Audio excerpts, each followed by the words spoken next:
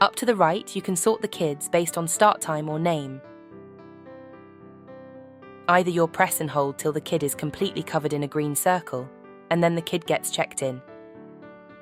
Or you'll press once on the kid and get this information window and can edit it.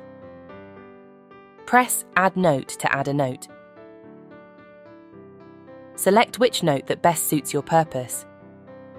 Fill in the desired information and then press Done to create the note. Then press Check-in to check in the child. The speech bubble indicates that there is a note on the child.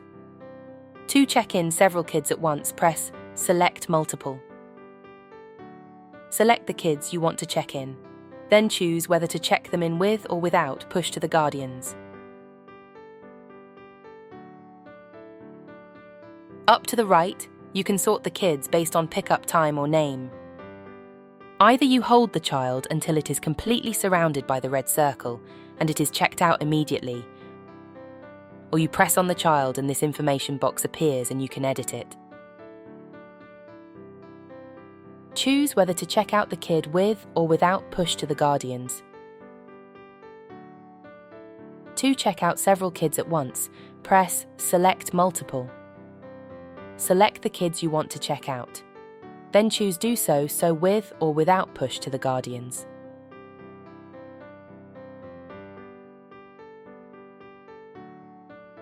Press 3 All Classrooms to enter the Dayview for the entire preschool.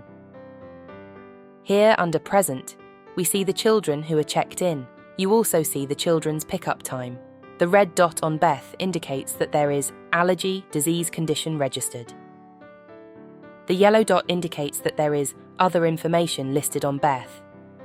Under Absent, you see the children who are scheduled to attend today but have not yet been checked in. Via Accounted For, you can count the children who are checked in.